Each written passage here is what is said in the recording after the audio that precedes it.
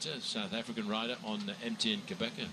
Not worried at all by the reputations of many of these riders in this leading group with him.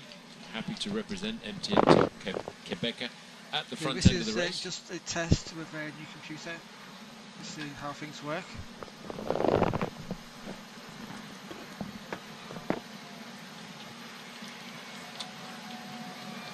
So a little bit of calm now returning for the 5 leaders, taking on board drinks from the help of Team Mavic, keeping themselves topped up with fluids. Very important in a race like this. 263 kilometers, around about 6.5 hours of racing we would expect on a day like this, and the gap down to 5 minutes. The sky's still looking as if there is not going to be any rain. It's some dark clouds starting to creep in. The crowds are also starting to build up here. There's lots of Belgian flags around as everybody wonders whether or not their man King Philippe Gilbert will be able to take the victory for King Philippe of the Belgians. So MTN Quebec have got a man in the breakaway, and there he is just over on the left hand side, sponsored by Trek Bicycles, a nice yellow bike for and he certainly hasn't missed any work in this leading group of 5 riders, which is we're inside of 5 minutes now. The motorbikes getting out of the way. So rather sad to see the abandon there of the world champion Rui Costa. That crash coming halfway down the main field. These crashes are because of the nervousness, because of the fatigue that's starting to creep into the riders. Last German rider, by the way, to win Liège-Bastogne-Liège was back in 1979, and that was Didi Tura.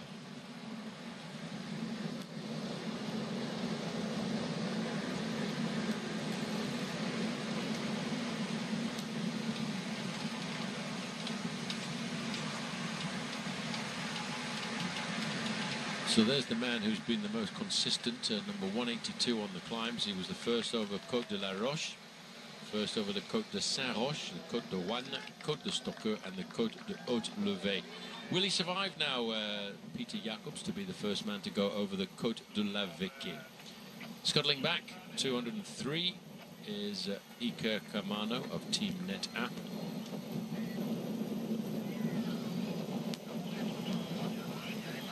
This is the lull before the storm. Also, just caught a quick glimpse of one of the riders from Team Sky hanging out at the back, as I think the calm now starts to come into this race. A little indication there from Michael Rogers just to show there's a little bit of traffic furniture on the road furniture, which makes it very difficult and dangerous for professional bike riders all over the world these days. 71 kilometers, 4 minutes and 55 seconds.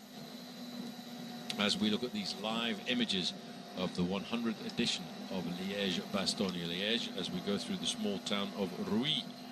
Next we'll go past the Moulin de Rouy, which is the windmill of Rouy, before coming down onto the main road again of the National 633 and into the town of La Glaise. And that's when we'll start to line ourselves up for the next big climb of the day, the Côte de la Vecchie. There's Richie Porte there sitting at the back. Now Richie Porte probably missing out on his mate who did not start this morning, Chris Froome, the Kenyan-born British rider who was hoping to ride well in Liège-Bastogne-Liège, and a number of people said, well, quite possibly Froome could be one of the surprise performers in this. But as they came out of the hotel this morning, we were told that in fact he's got a little bit of a chest infection, which he didn't want to aggravate because of the cold temperature here. It's dropped down to around about 12 degrees Celsius in the heart of the Ardennes. Just looking at BMC, it's Peter Velits who's sitting on the front there, stamping out the pace for Slovakia and Team BMC. For him, he's very concerned about doing as much work as possible for Philippe Gilbert. Steve Cummins, who did a lot of work in the first part of this race, has now disappeared. And I notice a lot of riders in blue and white jerseys for Team Saxo Tinkoff have moved forward. And that's obviously for their man Roman Kreuziger, who was involved in an accident just a little bit earlier on, but they managed to get him safely back into the main field. Well, we're getting confirmation coming over race radio as well that in fact Joaquim Rodriguez has also pulled out of the race. So a number of pre-race big favourites are pulling out. One because of injuries from a previous race, of course, is Joaquim Rodriguez, and Rui Costa because of an injury experienced here in this race. So rather sad to see the world champion having to pull out like that, as we're inside of 70 kilometers to go and inside of 5 minutes of racing left.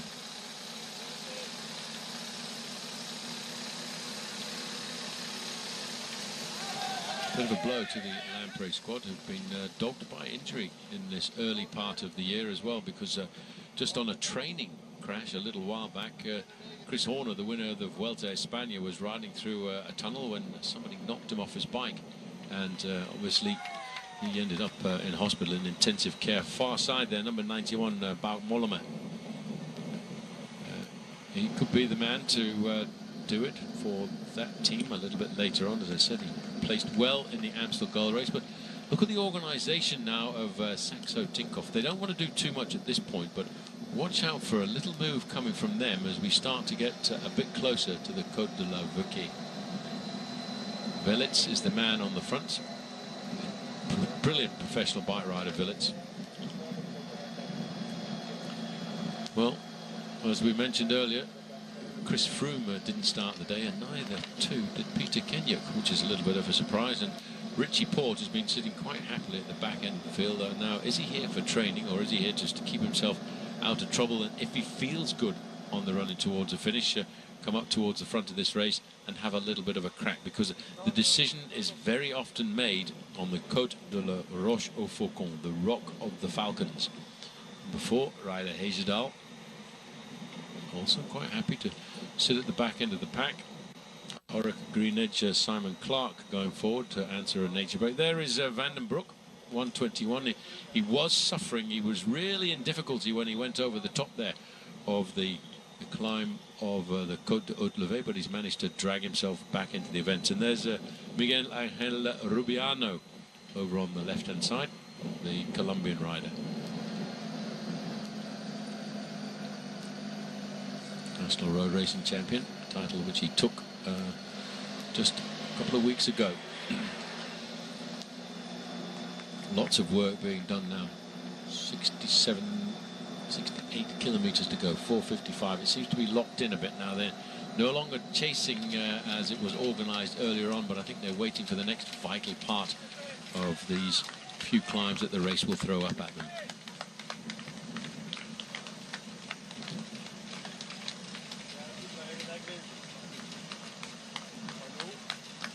So, Etienne Quebecer, happy to have a man in that leading group, I would suggest.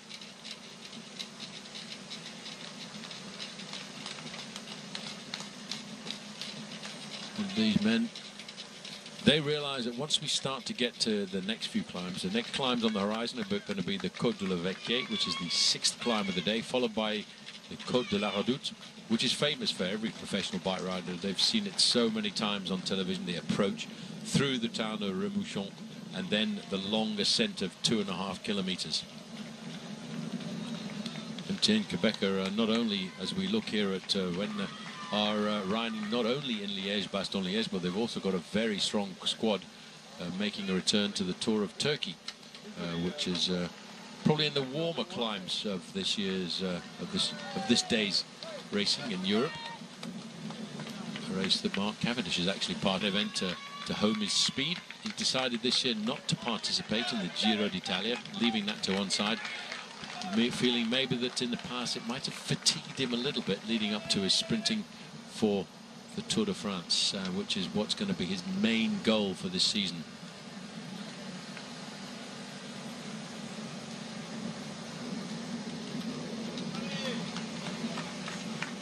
So